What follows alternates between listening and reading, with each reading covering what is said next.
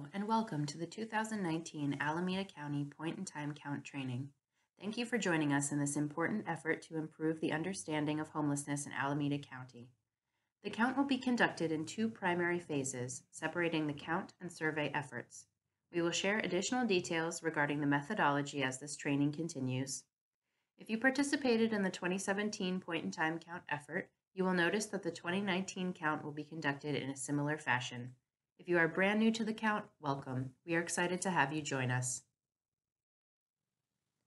In this training, we will cover the following: the purpose of the point-in-time count, who is included in the point-in-time count, components of the point-in-time count, logistics of the street count, how to conduct the count, safety protocols and how to prepare for the count, and next steps.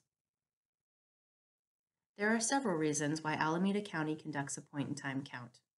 Every 2 years, the Department of Housing and Urban Development, or HUD, requires communities to conduct a point-in-time count, or PIT count, of individuals, youth, and families experiencing homelessness. The count provides a snapshot of what homelessness looks like in our communities and across the country, and informs program, policy, and funding decisions. Locally, the count helps Alameda County plan services and programs to address local needs, measure progress in decreasing homelessness, increase public awareness, and identify the strengths and gaps in our housing crisis response system. It also helps us to advocate for additional resources in our effort to end homelessness countywide. The federal definition of homelessness used for the PIT counts is as follows: individuals and families who lack a fixed, regular, and adequate nighttime residence, including individuals and families with a primary nighttime residence that is a public or private place not designated for or ordinarily used as a regular sleeping accommodation for human beings. Here are some examples of what may be included and what is not included in the definition of homelessness used for the count. Although people listed as quote-unquote not included are precariously housed or otherwise at risk of being unsheltered, the Federal Department of Housing and Urban Development, or HUD, does not include them for the purposes of this count. HUD considers individuals living in the following locations to be experiencing homelessness for the point-in-time count: tents, makeshift shelters, on the streets, in vehicles, parks, abandoned buildings, bus or train stations, airports, or camping grounds. HUD does not consider individuals living in these locations to meet the point-in-time count definition of homelessness: couch surfers, double-ups or overcrowding, rehabilitation or mental health facilities, jails or prisons, or those awaiting eviction or foreclosure.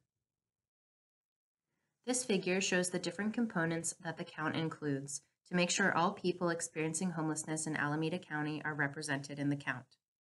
You will be participating in the general street count, which is highlighted in the middle box on this slide. The general street count is a visual count of people who are currently unsheltered and will take place during the early morning hours of Wednesday, January 30th, before people begin moving through their day and before people staying in shelters leave the facility. Timing and coordination are important to avoid duplication. We will discuss how your team should prioritize counting locations within your assigned count area, such as shelters, later in this presentation. The other components include the shelter count, the youth count, and the survey. The shelter count collects more information on the number of people staying in shelter programs across Alameda County during the night of January 29th. The youth count, which focuses on counting unaccompanied young people under the age of 25 who are experiencing homelessness, will take place during the afternoon and evening hours of January 30th.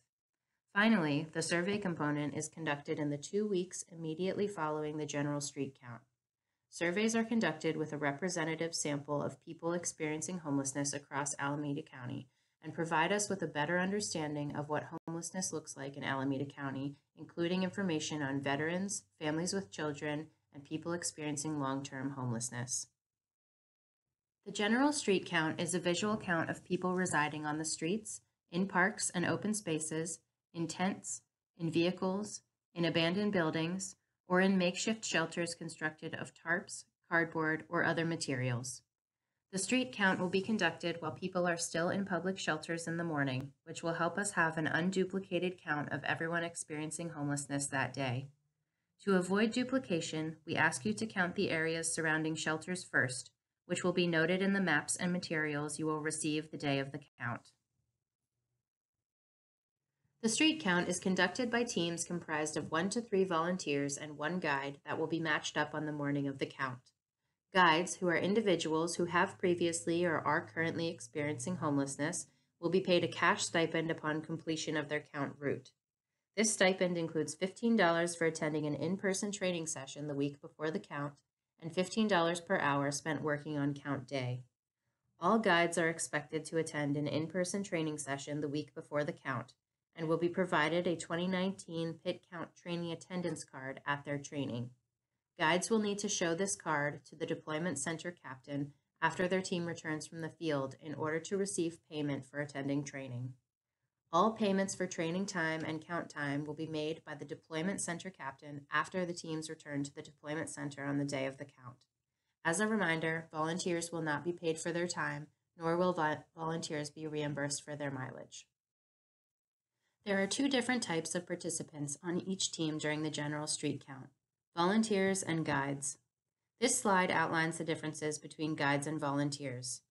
A guide is an individual who has previously or is currently experiencing homelessness and uses their knowledge to identify individuals experiencing homelessness during the general street count. They will guide their team towards locations in their assigned count area where individuals experiencing homelessness are likely to be seen and will help distinguish between safe and potentially dangerous situations. Guides are compensated for their time and contributions to the count in the form of a $15 an hour cash stipend. A volunteer will provide consultation and support in team decisions. They will be in charge of transporting their count team through their assignment and will help ensure that full coverage of the map is achieved. Please note that volunteers are not paid for their participation in the count, nor do they receive gas or mileage reimbursement. Teams should note that because we are covering the entire geography of Alameda County, there may be instances where the guide or volunteers are not personally knowledgeable about the specific route the team is covering. However, guides are still able to draw on their firsthand experience of homelessness to help identify potential locations or persons based on previous experiences and signs in the environment. All team members are in charge of ensuring the methodology is being followed and should designate 1 team member to be in charge of marking the tally sheet and 1 team member responsible for tracking the team's coverage of their count area. Here you can see what to expect on the morning of the count. Guides and volunteers will arrive at 5 a.m., and the goal is to have you out the door and in the field as soon as possible so that your team has adequate time to cover your route. When you arrive that morning, you will first sign in with the deployment center captain and sign a hold harmless agreement.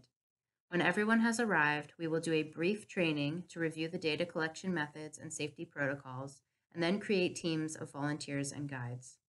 We will go into detail about how these teams are created in the coming slides. Once the teams are created, each team will be given their maps and tally sheets. Before leaving the deployment center, each team must check out with the deployment center captain so that we know which team is covering what maps and we can keep track of who is in the field. We will also collect your team's contact information and give you the phone number of the deployment center captain so that you can contact them with any questions while in the field. When you have completed your count assignment, your team must return to the deployment center and check in with the deployment center captain. This is when we will collect and review your data, ensure everything is correctly recorded, and clarify with your team if there are any inconsistencies or questions. Upon completing the check-in process, guides will receive payment for their time spent in the field as well as their time spent attending an in-person training session. We expect all teams to return to the deployment center by 10 a.m. You may come back before that if you finish your map areas early. Please call us if you think you will need to be out any later than 10 a.m. or if you need additional help to complete your assignment. We strongly encourage you to conduct as thorough of a count of your assigned maps as you can. On the morning of the count, you will arrive at the deployment center you signed up for or were otherwise assigned to. Here are some examples of what a deployment center might look like, which include sign-in tables for when you first arrive, coffee or other refreshments, and checkout tables for when your team is ready to deploy. Here you can see how we will create our teams on the morning of the count to ensure we conduct the most accurate and robust count possible. This process requires volunteers and guides to wait for their team assignment before deploying into the field, and we greatly appreciate your patience, flexibility, and cooperation during this time. It may seem a little busy or chaotic, but rest assured that this process is very methodical to ensure we have coverage of all map areas. The Deployment Center captain will match up 1 to 3 volunteers with a guide with lived experience of homelessness, and then will assign each team 2 to 3 maps to cover on their route. Please also be mindful that depending on how many volunteers and guides show up on the day of the count and the number of count areas that need to be covered, we may ask larger groups of volunteers to split into smaller groups to ensure a complete count. While we make an effort to assign larger volunteer groups to areas that are next to each other, we may not be able to accommodate all requests and appreciate your understanding and cooperation. We will try our best to send you to areas that you are familiar with, but please remember that we are responsible for covering the entire county, and you may be sent to an area that you do not know as well. Additionally, we will be working with local street outreach teams and service providers to cover areas where there are safety or access concerns and areas where there are large encampments. These maps will be pre-assigned to special outreach teams, but the majority of teams will be created and assigned to maps on the morning of the count. Your team might also be assigned an area where you will see very few or 0 persons experiencing homelessness. This data is also very helpful to us, and it is important that we cover every area to ensure we are not making any assumptions about where individuals experiencing homelessness are in Alameda County. The next set of slides will outline how to use the data collection forms that you will receive on the morning of the count. Each team will be assigned to specific count areas and given maps of those count areas. Your count area is outlined in bright blue. Your team will decide the best route to take before leaving the deployment center. Please stay within the bright blue line. Often, the boundary of your count area is a street. If the bright blue line is a street, count people on the inside side of the street or the side of the street that connects with the rest of your route. If there is someone moving back and forth across the street, you should count them. Please cover the entire count area. Be sure to drive or walk down every street. Count on both sides of the street unless it's a tracked border. Look for open areas. You may need to get out and walk. You decide the route you take, and that route may depend on traffic or where shelters are. Be sure to cover areas around shelters first. It is a good idea to put an X on streets and areas once you've covered them, so that you don't count them twice. If you are assigned 2 contiguous maps, be sure to outline a route that will easily take you from one map to the other. Be aware of the map number and the jurisdictional boundaries marked on your maps. You will need to record your data on the corresponding tally sheet. Jurisdictions are marked by different colors. In this particular map, you can see 2 jurisdictions, one in purple representing Ashland and one in pink representing San Leandro. Once again, it is extremely important that your group records the data on the correct tally sheet for the correct jurisdiction and map. We will provide tally sheets for each of the colored areas on your map, so please be aware of where you see the individuals you are counting and mark them on the correct tally sheet. We will review this again on the morning of the count when you have your maps in hand. It is possible that you will only have one color, but it is also possible that you could have 2 or 3 different colors. You will have a tally sheet for each jurisdiction, which is a city, place, or unincorporated area. Be sure to pay attention to where you are on the map and use the correct tally sheet for that area. Check both the map code and the jurisdiction before you record your data. This information is located on the top of your tally sheet. As you move through your count area, be sure to check the map. Ensure you have not gone outside the boundaries of one jurisdiction into another and that you have not crossed the bright blue line. Let's look at some examples of how to fill out the tally sheets. You will fill out 1 line per person that you see. In the first example, you observed one individual who appeared to be a male in their 30s and was on the street. Under gender, you would bubble in M for male. Under age, you would bubble in 25 to 54. And under dwelling or vehicle type, you would bubble in street. In the next example, you observed a family of 3 that included 2 adults over the age of 25 and 1 child under the age of 18 on the street. You would fill in 1 line per person in the family and then fill in the bubble under the column that says family. On line 1, you would bubble in M for male, bubble in 25 to 54, bubble in family, and bubble in street. On line 2, you would bubble in F for female, bubble in 25 to 54, bubble in family, and bubble in street. On line 3, you would bubble in F for female, bubble in under 18, bubble in family, and bubble in street. Upon tallying each individual, we ask that you also draw a circle around the family bubbles to indicate that these individuals are part of one family. Please note that for the purposes of the count, a family is defined as one adult present with a child under the age of 18. Listed here are some ways to identify vehicles that are housing individuals. We want to maintain a respectful distance, so please do not walk up and look inside the vehicle, knock on vehicle doors or windows, or shine flashlights into the vehicle. Instead, here are some signs to look for that can indicate whether somebody is living in the vehicle or not. A vehicle with windows that are fogged up, partially open, or blocked, electrical connections or generators, screens or window coverings, items inside and outside of the vehicle, including household items, bags, clothing, etc., sounds of music or talking coming from inside the vehicle, and/or that the vehicle is in a known safe parking location, which may be designated on your map. If you find a car, RV, or van that looks inhabited based on the signs detailed on the previous slide, but you cannot determine how many persons are residing in the vehicle, please record only the vehicle type, leaving the fields of gender, age, and family blank. The example on this slide features a scenario that your team might encounter: a car whose windows are covered and partially open, with belongings on the outside of the vehicle. In this case, you would bubble in car under dwelling or vehicle type. Additionally, we ask that you record the last 4 digits of the license plate of each vehicle you include in the count. The reason we request that you document the last 4 digits of the license plate number is to help us avoid count duplication. Vehicles move quickly, and this helps to ensure that vehicles are not counted twice. The field for listing the last 4 digits of the license plate number is located on the back side of your tally sheet. Please make sure that the number of the row where you write the vehicle license plate matches the row number on the front side of the tally sheet. In this case, the car was marked in row 1 on the front side and row 1 on the back side. We take the privacy and confidentiality of people experiencing homelessness seriously. Please note that the vehicles are not traceable or able to be tracked down using these numbers. Additionally, these numbers are only for use by the research consultant team from Applied Survey Research and will not be shared with any persons, organizations, or authorities outside of ASR.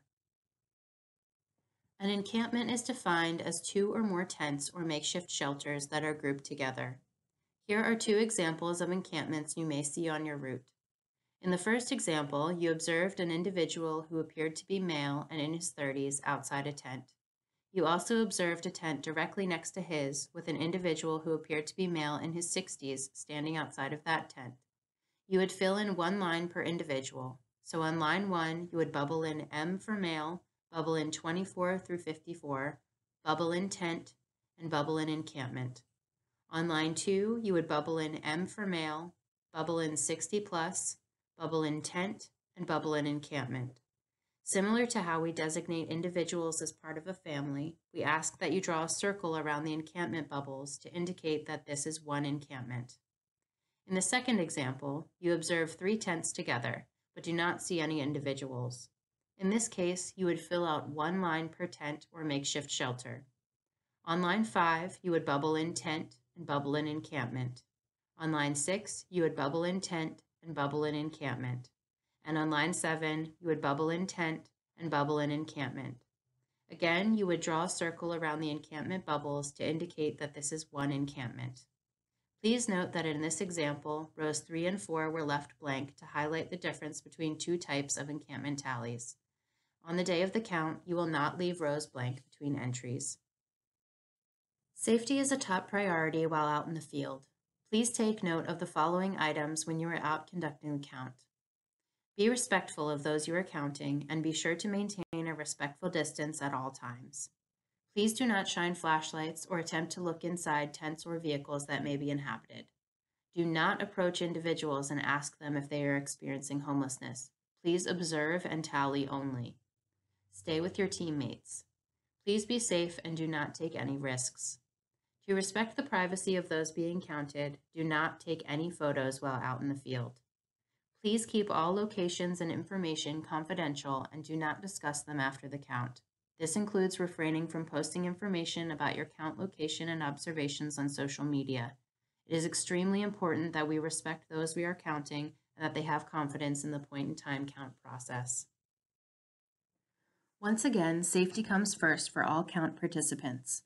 If an area seems too unsafe to cover, do not enter it. Mark the area on your map to show to your deployment center captain when you return. Some of these areas will have special teams to cover them. If you have any problems or questions, call your deployment center captain. If you have a true emergency, please call 911 and then notify your deployment center captain when appropriate. We will review safety and confidentiality protocols again on the day of the count. Here are a few tips on how to prepare for the count. Wear comfortable shoes and clothing. Dress warmly. Wear a jacket, sweatshirt, raincoat, gloves, hat, etc. Bring a car with a tank full of gas if possible. Bring a fully charged cell phone. Bring a flashlight. The count will happen rain, snow, or shine, so be sure to bring an umbrella or cold weather gear if necessary. And of course, be sure to get plenty of rest the night before. We will be in touch with you regarding any specific deployment location information, as well as reminders as we approach the day of the count. Please feel free to contact us at the listed email or phone number with any questions. Thank you in advance for your participation in the 2019 Point-in-Time Count in Alameda County. Please encourage your friends, family, and colleagues to join us on January 30th by directing them to the volunteer registration link listed here. We couldn't do this without you, and we look forward to seeing you on January 30th.